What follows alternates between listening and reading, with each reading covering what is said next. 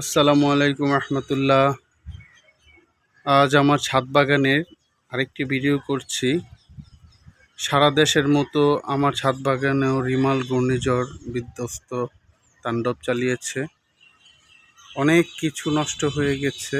অনেক গাছ, পেঁপে গাছের উপরে অংশ ভেঙে উড়িয়ে গেছে। তারপর এখানে আমার মরিচ গাছও কিছু সমস্যা হয়েছে।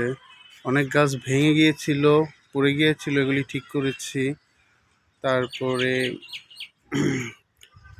অনেক ক্ষয়ক্ষতি হয়েছে। আমার কাঠগোলাপটাও উপড়ে পড়েছিল, এটাকে ঠিক করেছি কিছুটা। আর সবচেয়ে বেশি ক্ষতিগ্রস্ত হয়েছে আমার এই কিউজে আম গাছটার উপর। এখানে অনেকগুলো আম ছিল, সেগুলি পড়ে গিয়েছে। অনেক বড় বড় আম, প্রায় 800 গ্রামের মতো হবে। তো সেটা রেখে এসেছি ঘরে। আরও কিছু আম ছিল, পড়ে গেছে। এখন অবশিষ্ট 2টা, আর একটা আম আছে, 3টা। এই 3টা আমই অবশিষ্ট আছে। কিছুদিন আগে শিল পড়েছিল, সেই শিলে আক্রান্ত হওয়ার পরেও আমগুলো বেঁচে ছিল অনেক দিন। তো এখন ঘূর্ণিঝড় রিমালের প্রভাবে যে কয়টা টিকে আছে, এদের অবস্থাও মোটামুটি। আমগুলা পাকার শুরু করতেছে। কিউজাই আম অনেক মিষ্টি, অনেক সুস্বাদু, খেতে অনেক স্বাদ। এখানে আমার বেগুন গাছ পড়ে গিয়েছিল, ঠিক করেছি। পেঁপে গাছের বাকি অংশ খুঁজে পাওয়া গেছে, এখানে পড়েছে।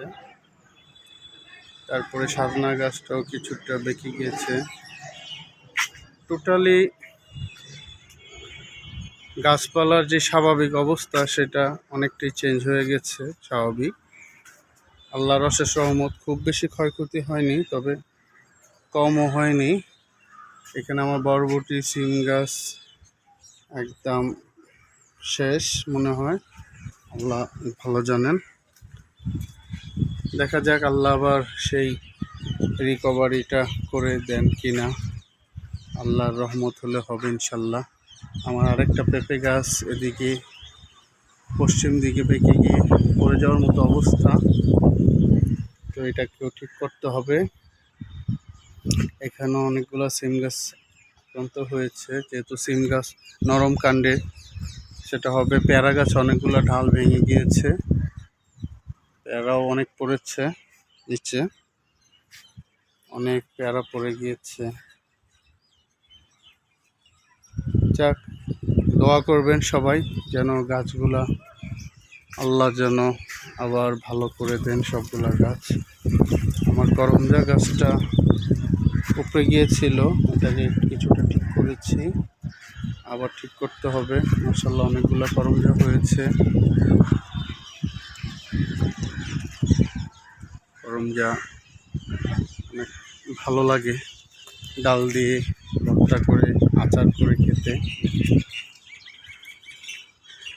জবা ফুল গাছটা উপরে পড়ে গিয়েছিল, এটা ঠিক করেছি। মাশাআল্লাহ বেগুন গাছটা ঠিক আছে। এদিকে আমার আঙ্গুর ফল গাছ, এটাকে ঠিক করেছি, পড়ে গিয়েছিল। তো বন্ধুরা, সবাই দোয়া রাখবেন আমার ছাদ বাগানের জন্য, আল্লাহ যেন সব কিছু আবার ঠিকঠাক করে দেন।